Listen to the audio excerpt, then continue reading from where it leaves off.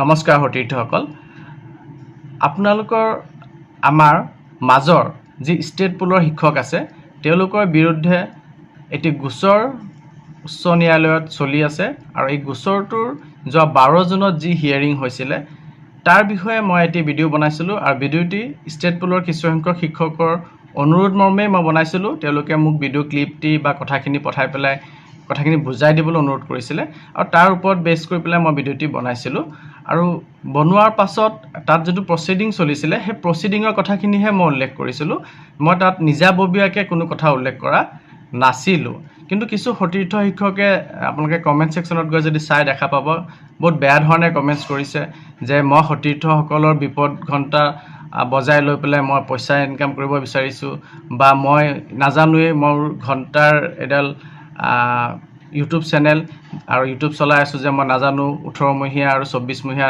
NIS DLEDৰ কথা বা মই তেওঁলোকক মিসগাইড কৰি আছোঁ তেনেধৰণৰ কথা কিছুমান প্ৰকাশ কৰিছে কিন্তু তাৰ স্পষ্টীকৰণ হিচাপে মই আপোনালোকক এটা ভিডিঅ' ক্লিপ দেখুৱাব বিচাৰিছোঁ প্ৰথমতে আৰু তাৰ পাছত মই মোক কিছুসংখ্যক সতীৰ্থই যি আমাৰ ষ্টেট পুলৰ শিক্ষকৰ নিযুক্তি প্ৰক্ৰিয়াটি তাৰ আৰৰ কাহিনী বা তাৰ বৈধতা যে আছে সেই কথাখিনি শ্বেয়াৰ কৰিছে মই সেইখিনি কথা আপোনালোকৰ লগত শ্বেয়াৰ কৰিম আৰু ভৱিষ্যতলৈ কি হ'ব পাৰেগে সেই কথাখিনি শ্বেয়াৰ কৰিম ভিডিঅ'টি হেলৈকে চাব তাৰ আগতে এই ক্লিপটি চাই লওক them so that they can undergo that 18 months course. Now the 18 months course is held to be not equivalent. So take a decision, remove them, advertise this post. Even the numbers of teachers will not fix. I can understand 7,000 plus 3,000, 11,000. 7,000 plus 11,000 is not permissible, Mr. Counsel. 7,000 plus 11,000 will not be permissible. That we will devise means to understand.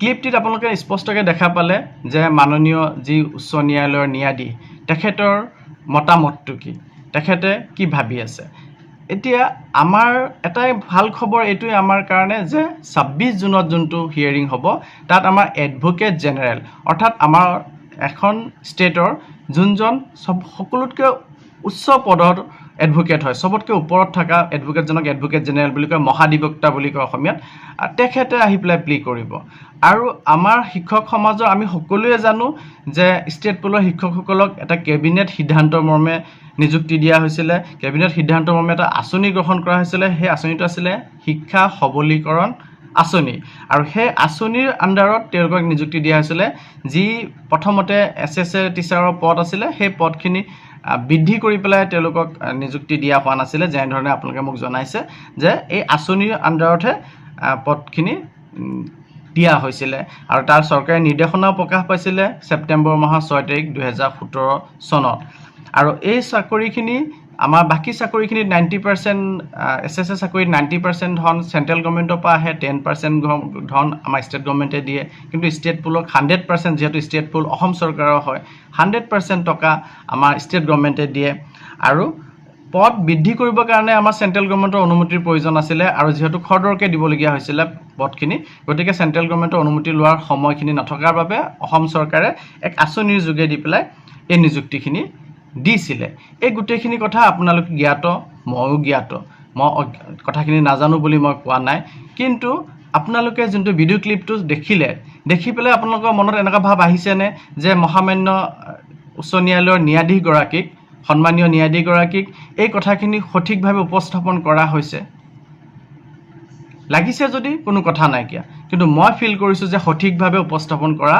হোৱাগে নাই আৰু যদিহে 26 June তাৰিখে advocate general জনেও এই কথাখিনি সঠিকভাৱে উপস্থাপন কৰিবৰ কাৰণে তেখেতক যদি আমি ব্ৰিফ দিব পাৰোঁ তেখেতক জনাব পাৰোঁ তেতিয়াহ'লেহে তেখেতে কথাখিনি উপস্থাপন সঠিকভাৱে কৰিব পাৰিব গতিকে তেখেতেও যদি কিবা কাৰণে সঠিকভাৱে উপস্থাপন কৰিব নোৱাৰে তেন্তে আপোনালোকৰ ওপৰত বিপদ ঘণ্টা বাজিব বুলি আপোনালোকে ক্লিপটো চাই বুজি পাইছে নে নাই পোৱা মই ভিডিঅ'টি আপোনালোকক সজাগ কৰিবৰ কাৰণে কৰিছিলোঁ আপোনালোকক বদনামী কৰিবৰ কাৰণে আপোনালোকৰ বদনামী কপা হ'ব কাৰণ পেপাৰত জাননী দিছে আইনী জাননী দিছে 11319 গৰাকী শিক্ষকলৈ ষ্টেট পুলৰ যে আপোনালোকৰ বিৰুদ্ধে এটি গোচৰ ৰুজু হৈছে আপোনালোকৰ বৈধতাৰ ওপৰত বেছ কৰি আৰু আপোনালোক আহি পেলাই কোৰ্টত আপোনালোকৰ পক্ষ যদি দাঙি ধৰিব বিচাৰে দাঙি ধৰিব লাগে তাৰ পাছত আৰু সেইটো গোপন হৈ থাকিল নে যে মইহে মানে ঢোল বজাই আছোঁ, ঢোল বজাই পেলাই মই আপোনালোকক তাতো আপোনালোকৰ অনুৰোধেতে মই ভিডিঅ'টো বনাইছিলোঁ। আৰু একেবাৰে সাধাৰণ কথাটো হ'ল, যদি কোৰ্টত যিবিলাক কেছ চলে, কেছবিলাক কোনটো সঁচা কোনটো মিছা নহয়, এডভোকেটে কিমান দূৰ সঁচা বুলি উপস্থাপন কৰিব পাৰে, মিছাক মিছা বুলি প্ৰমাণ কৰিব পাৰে, তাৰ ওপৰতহে কেছ চলে। আৰু আপোনালোকে প্ৰচিডিংটোত মাননীয় ন্যায়াধীশগৰাকীৰ কথা বতৰাখিনিত গম পাইছে যে তেখেতক উপস্থাপন কিদৰে কৰা হৈছে বা তেখেতে কিদৰে বুজিছে কেছটি। এতিয়া সঠিক ৰাস্তাটো কি, সঠিক কথাখিনি কি, সেই কথাখিনি যদি 26 জুনত দাঙি ধৰিব নোৱাৰে, তেতিয়াহ'লে আপোনালোকৰ বিপদ ঘণ্টা বাজিব নে নাবাজে সেইটো আপোনালোকে নিজে ডিচাইড কৰিব।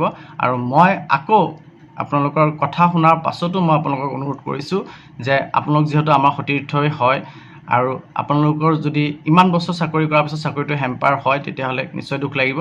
গতিকে ইমান সহজতে চাকৰি নাযায়, সেইটো ভয় কৰিব নালাগে।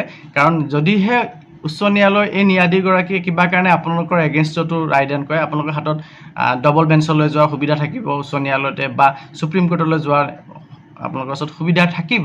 কিন্তু সেইখিনিলৈ যাব হ'লে বহুত খৰচৰ কথা আহি যায়, বহুত প্ৰব্লেমৰ কথা আহি যায়। আপোনালোকক মই সজাগ কৰিব বিচাৰিছোঁ যে আপোনালোকে এতিয়াই আপোনালোকৰ ব্যৱস্থা লওক। নিশ্চয় লৈছে, মই নাই লোৱা বুলি কোৱা নাই, যাতে আপোনালোকে যিখিনি যুক্তি মোলৈ পঠাইছে বা যিখিনি আপোনালোকৰ বৈধ বুলি যিখিনি যুক্তি আপোনালোকৰ হাতত আছে, সেই কথাখিনি যাতে ডিপাৰ্টমেণ্টৰ থ্ৰুদি এডভোকেট জেনেৰেললৈ যায়, এডভোকেট জেনেৰেলজনে গম পায় আৰু সেই কথাখিনি যাতে কনভিন্স কৰাব পাৰে, বিশ্বাস আনিব পাৰে জাষ্টিছজনৰ যে নহয় এওঁলোকৰ নিযুক্তি অবৈধ নহয়। খৰদৰকৈ দিছে নিযুক্তিটি, কিন্তু অবৈধ নহয়। এটা প্ৰচেছ মতে কেবিনেট সিদ্ধান্ত গ্ৰহণ কৰি এটা আঁচনিৰ যোগেদি তেওঁলোকৰ নিযুক্তি দিয়া হৈছে। এই কথাখিনি যদিহে আমাৰ মাননীয় ন্যায়াধীশগৰাকীক আমি কনভিন্স কৰাব পাৰোঁ, তেতিয়াহ'লে আমাৰ কোনো বিপদ নাই। কাৰণ আমি সঁচাই মই জানো বা আপোনালোকেও জানে যে ইয়াৰ আঁৰৰ কাহিনী কিদৰে আপোনালোকৰ নিযুক্তি হৈছিলে, নিযুক্তিখিনি কেনেধৰণে হৈছিলে আৰু কিহৰ প্ৰয়োজনত হৈছিলে, কিহৰ তাৰণাত হৈছিলে আৰু কি প্ৰকাৰে হৈছিলে, বৈধভাৱে হৈছিলে। এই কথাখিনি আপোনালোকে জানে, ময়ো জানো, চবেই জানে। কিন্তু ন্যায়াধীশগৰাকীয়েতো সেই কথাখিনি নাজানে, তেখেতক জনাব লাগিব। সেইকাৰণেহে মই আপোনালোকক সজাগ কৰিবৰ কাৰণে ভিডিঅ'টি বনাইছিলোঁ। তাৰপিছত কিন্তু আপোনালোকে কমেণ্ট ছেকশ্যনত গৈ চাব কিছুসংখ্যকে কি ধৰণে কমেণ্টছ কৰিছে যে সতীৰ্থসকলৰ ঢোল বজাই মই পইচা ঘটি আছোঁ। এই মোৰ চেনেলটো আপোনালোকে জানে, মোৰ চেনেলটো বহুত পুৰণা চেনেল নহয়। আপোনালোকৰ এটা ভিডিঅ'ৰ পৰা মোৰ বহুত টকা নাহে, 50 টকা 100 টকা আহে। সেই টকাখিনিৰ কাৰণে মই ভিডিঅ'টো বনাইছোঁ বুলি কিছুসংখ্যকে তেনে মানসিকতা লৈ লৈছে। কিন্তু যিয়ে নহওক, থাকে চবতে চব থাকে। আৰু মই অনুৰোধ কৰোঁ যে ভিডিঅ'টো আপোনালোকে ভালকৈ যদি চালেহেঁতেন আগৰ ভিডিঅ'টোত, মই গোটেইখিনি কথা ন্যায়াধীশগৰাকীয়ে কি কৈছে, গভৰ্ণমেণ্ট এডভোকেটজনে কি কৈছে আৰু যিসকল পিটিশ্যনাৰ অৰ্থাৎ ষ্টেট পলৰ বিৰুদ্ধে থকা যিসকল আছে তেওঁলোকৰ এডভোকেটে কি কথা কৈছে, সেই কথাখিনিহে মই অৱগত কৰাইছিলোঁ। মই নিজৰ মতামত একো তাত দাঙি ধৰা নাছিলোঁ বা মোৰ ষ্টেট পলৰ সতীৰ্থসকলৰ সৈতে কোনো ধৰণৰ মোৰ ব্যক্তিগত আখেজ নাই যাতে মই তেওঁলোকক বদনাম কৰিব চেষ্টা কৰিম। আৰু বদনাম বুলি আপোনালোকে নাভাবিব, কাৰণ কথাখিনি যোনে জানিবলগীয়া আছে জানে, কাৰণ আইনী জাননী বাতৰি কাকতত প্ৰকাশ পাইছে। আৰু আপোনালোকৰ ওপৰত হেম্পাৰ হ'ব পাৰে বুলিহে আইনী জাননীটো দিছে, যাতে পিছলৈ গৈ কোনোবা আহি পেলাই ক'ব নোৱাৰে যে মই মোৰ পক্ষ দাঙি ধৰিবই নোৱাৰিলোঁ, আপোনালোকে মোৰ এগেইনষ্টত কেনেকৈ ৰায় দিলে, কাৰণ মই ইয়াৰ পাৰ্টি নাছিলোঁ, পক্ষ নাছিলোঁ। তাৰ কাৰণে এই আইনী জাননী দিছে, পেপাৰত দি দিছে, যাতে সকলোৱে নিজৰ পক্ষ দাঙি ধৰিব পাৰে। আৰু আপোনালোকে এই ক্ষেত্ৰত ব্যৱস্থা গ্ৰহণ নিশ্চয় কৰিছে। যদি কোনোবা এতিয়াও পিছুৱাই আছে, আপোনালোকে ব্যৱস্থা গ্ৰহণ কৰক। আপোনালোকৰ পক্ষ যাতে কোৰ্টে গম পায়, কোৰ্টে শুনি লৈ পেলাই কোৰ্টে সেইমতে সিদ্ধান্ত গ্ৰহণ কৰিব পাৰে। এইখিনি জনাবলগীয়া আছিলে। আৰু আপোনালোকৰ 26 তাৰিখে যাতে এডভোকেট জেনেৰেলে আপোনালোকৰ পক্ষ ভালকৈ দাঙি ধৰে আৰু এটি সঠিক সিদ্ধান্ত যাতে কোৰ্টে ল'ব পাৰে, তাৰে আশা কৰিলোঁ। ধন্যবাদ।